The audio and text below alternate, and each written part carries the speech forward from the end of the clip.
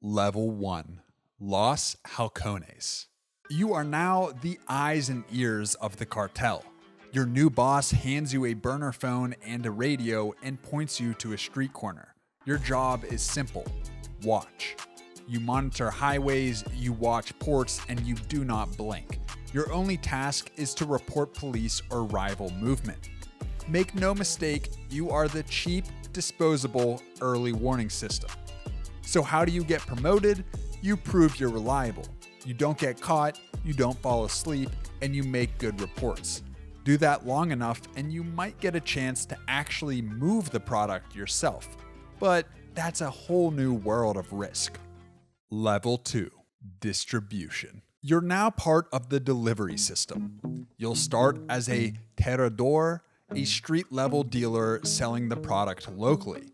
Or you might get tapped to be a burrero or mochilero, a mule whose only job is to walk or drive product and cash across checkpoints.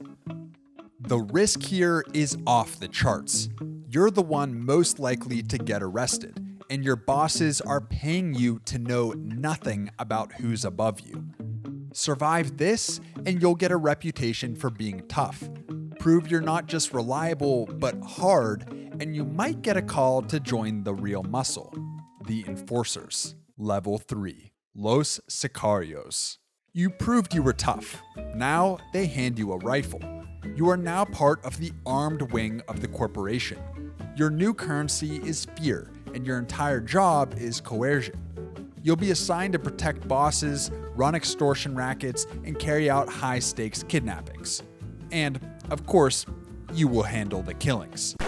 You are the primary tool for keeping the organization in line, hunting down rats and thieves.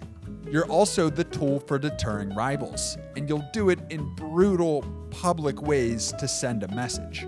So how do you get promoted from here? It's not about how many you kill. It's about how smart you are. Can you plan a hit? Can you manage a team?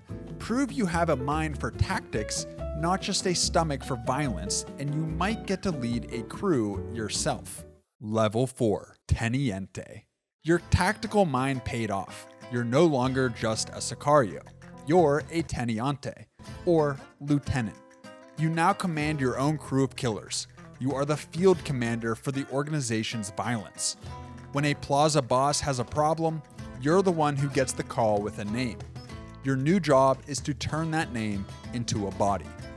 But you're not the one kicking in the door anymore. You're a tactician.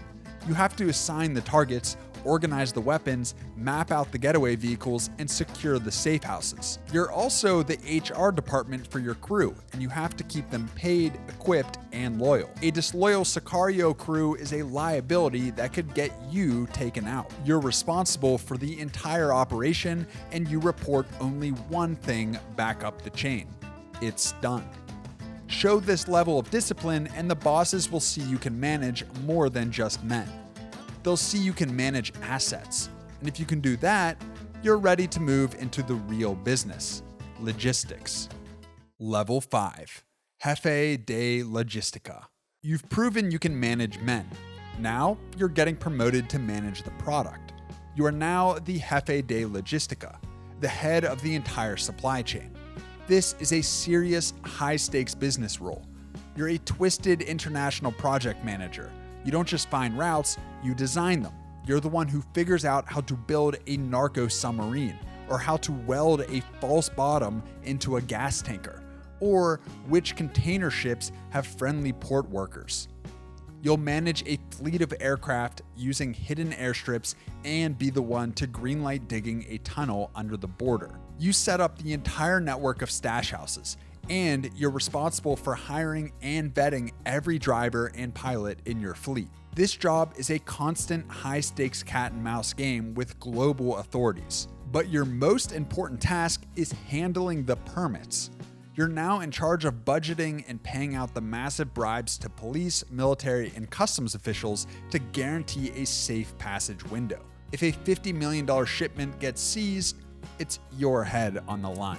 Successfully move billions in product and you're an earner, but that creates a new problem, mountains of cash. Okay, so you've made it to logistics and you crushed that. You're a serious manager, but you're still on the front lines. Now, before you can make the jump to the real executive level, you have to understand the other side of the business. The next two levels aren't promotions. They are parallel departments. These are the elite specialists the cartel hires, the white-collar experts who make the entire operation possible.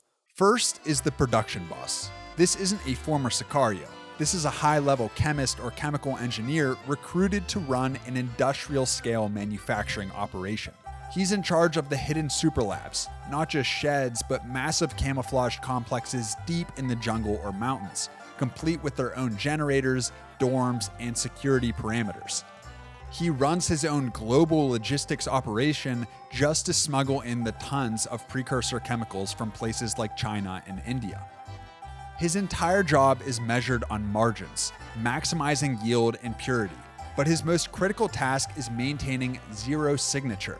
He has to manage all the chemical waste, mask the smells, and run the whole show without being spotted by drones, satellites, or military patrols. As a logistics boss, this is your supplier. You don't tell him how to do his job. He just tells you when the final packaged product is ready for you to move. The second specialist is the financiero. This is the cartel's CFO. You don't earn this job. You get recruited for it. Maybe from a top-tier accounting firm or an international bank. This guy's entire job is to solve the cartel's single biggest problem: billions of dollars in small denomination physical cash. He's the one who runs the entire laundering pipeline, building complex networks of shell companies in Panama, buying casinos and beach resorts, over-invoicing for legitimate trade, and moving millions through crypto exchanges. He also manages the payroll for the entire organization, from the lowest level Sicario to the highest paid corrupt politician. For the cartel, this is their banker. Without him, all their work just results in piles of useless, incriminating paper. All right, so you get it. You've got the cook making the product and the accountant cleaning the money. They are the specialists you work with. But you're still just a department head, right? You're the logistics boss. You run the routes, you don't run the show. So how do you get a true piece of the empire? You have to prove you can go from managing a function to governing a territory. You're ready to fight for and own your own turf. Level 6, Jefe de Plaza. You've mastered logistics. You've worked with the specialists. You've proven you can earn. And now you're getting your reward, power. You are now a Jefe de Plaza, the plaza boss. A plaza isn't just a town square. It's a strategic revenue-generating territory. It could be a key border crossing, a major port, or an entire city. And you are now the owner and governor of this turf. Your first job is collecting the piso, or the floor. This is a tax on everything. Every local drug dealer and any other local crime operations have to pay you a cut to operate. Your second job is to act as the gatekeeper. Your old job, the logistics bosses, now report to you. They pay you a massive fee for the rite of passage. You assign their smuggling slots and you guarantee their safe passage. This is a high-stakes, high-reward job. You're basically a public-facing warlord now, which makes you the primary target for rival cartels and the military. If you can run one plaza, maybe you're ready to run an entire region. Level 7, Jefe Regional. You didn't just run your plaza, you dominated it. You crushed your rivals, your profits were unmatched, and you never ever fumbled a shipment. The Don has noticed. You're now being promoted to the C-suite. You are the Jefe Regional. You're a true general now, a warlord overseeing an entire region of the country. You don't manage day-to-day operations anymore. You manage the plaza bosses. They now answer to you. You are the one who decides the grand strategy for your territory. If the cartel wants to open a new smuggling corridor through a rival's turf, you're the one who plans the war, drawing on all your plazas for sicarios and resources. You are also the high judge. When two of your plaza bosses go to war over a route, you are the arbiter, and your word is final. If a plaza boss is underperforming, stealing, or getting too much public heat, you're the one who gives the order to have him replaced, or executed. You are now the primary firewall for the Dawn. You can take the strategic vision from the very top and translate it into military and business operations. You are one of the very few people who will ever get to speak to the man at the top. But even you are still an employee. There's only one level left, the throne itself. Level 8, El Capo, El Patron, the Don. You've made it. You out-earned, outfought, and outsmarted every other Jefe Regional. The old Don is gone, maybe he was arrested, maybe he died, or maybe you simply replaced him. The throne is now yours. You are El Capo, the Patron. You are the CEO of a multi-billion-dollar global operation that deals in narcotics, violence, and corruption. Your life changes completely. You are now a ghost. You will never touch the product again. You will never personally order a hit.